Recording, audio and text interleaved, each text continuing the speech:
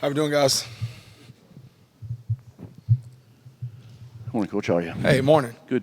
Hey, Western Kentucky with that frenetic pace and such, get the ball out of the quarterback's hand so fast that it pretty much took away any sort of pass rush thing. So statistics and numbers, I guess, don't really matter. But when you go back and watch that game on film, were you playing those receivers as tight as you wanted to, or were you off them more than you like? If you were doing anything over in that game, what would you have done over? I think the tempo mixed with the splits, when they take those wide outs and they put them right next to the sideline, I think that gets you a little bit off in coverage at times because of the bubble screen, and the run action. And they're really trying to get you to tip your hand with that. So I think there's certain scenarios, if you had to do over, hey, we like to be a little tighter to this guy, so it wasn't a leaky 6-yard game. Maybe it could have been a 2-yard game. Maybe at times we would have set an edge on something so it didn't get out on the perimeter a little bit better. So I think as you go back and watch it, I think there are some times where you like to have a better force or better edge on some of those wide formations so that maybe you can stifle the run and challenge the pass routes a little bit better than that, yes.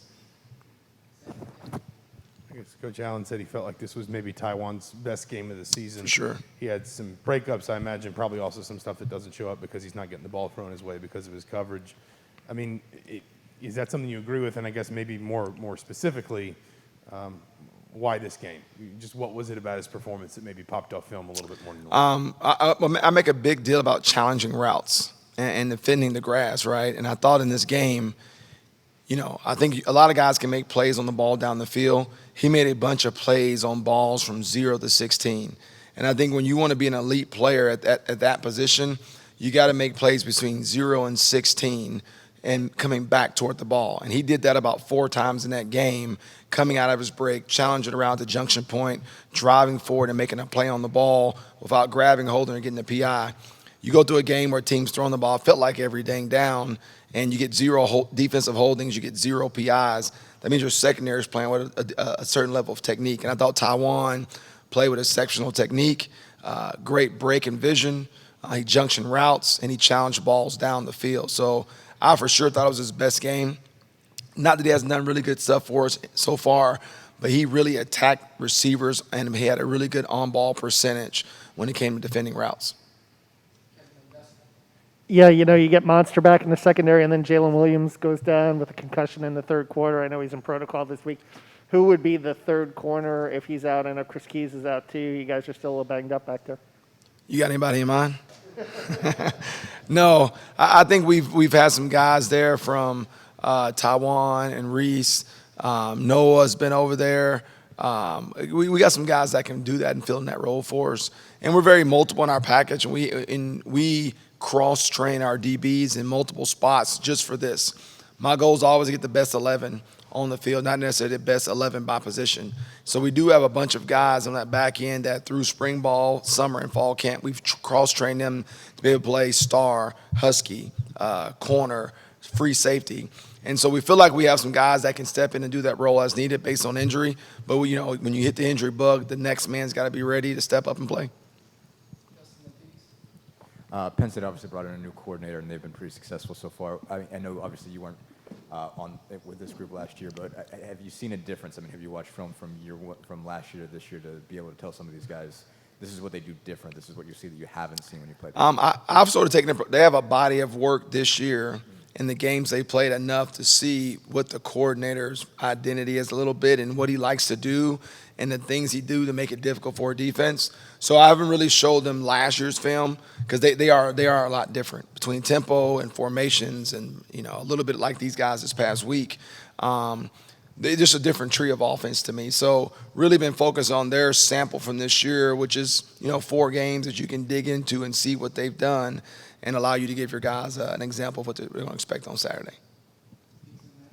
I think Monster was second on the team in tackles. Just getting him back, how key is that? And is he at a position where you expect him to get eight or more tackles?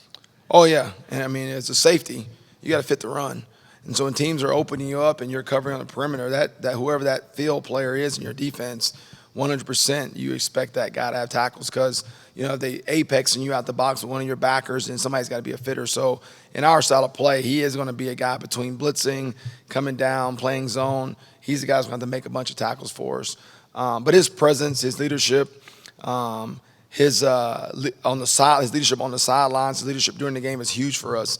And he gives you an older presence when things start going a little haywire to calm guys down. We're going to be okay, just execute. So it was great having him back. I'm happy for him, as all the work he's put in from last year, spring ball, summer, to get 10 plays in the Iowa game and have his season cut short there. But to have him come back and be with us was awesome. Just kind of following up on all these injury points over and over, like, has that made your job challenging to have so much inconsistency and so many rotating guys and different faces back in the secondary, because there hasn't really been one game really where you've had the same group out there so far? It's part of football, though. As a coach, you plan for contingencies. You have packages, you have personnel changes, and you do things, like I said earlier, to get the best 11 on the field. So that's going to happen in a game of football. And we always say there's no excuses. The next guy's got to be ready. That's why you have more than 11 guys on scholarship back there that you trust. So every place I've ever been, you have injuries. And all you got to do as a coach and as a player is to have a next group of people ready to go in there and play and execute the defense the way it's called. So I hate for any player to get hurt. That's not what we're here for. You don't want guys to get hurt. You don't want their season to be cut short. But that has happened in a game of football. So we've always got the contingency plan. We always have the next man ready to play type attitude. And so our guys, from Josh Sanguinetti to, whoever's had to come in there and step up and play, they've done a good job in helping us out when guys have gotten injured.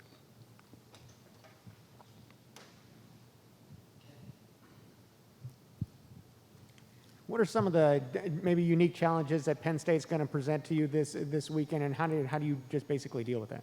I think they do a great job of tempo, going fast.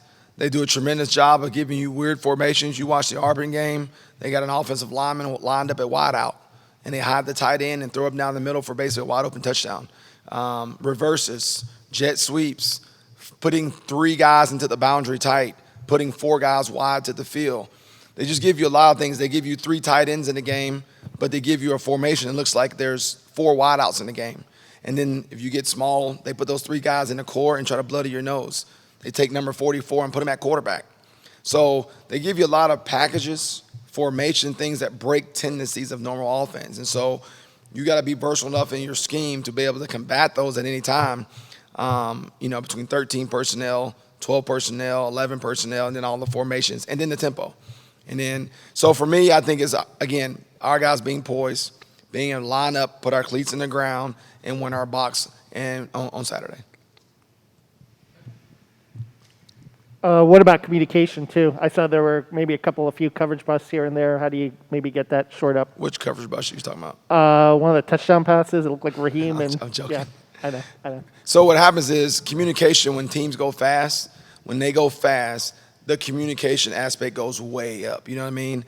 And so what ends up happening is they force you in the other day was a lot of times 9 seconds, right?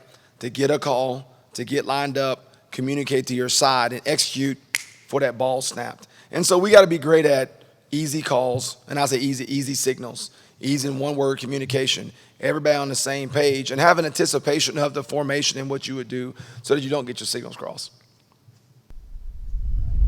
Thanks, guys. Appreciate it.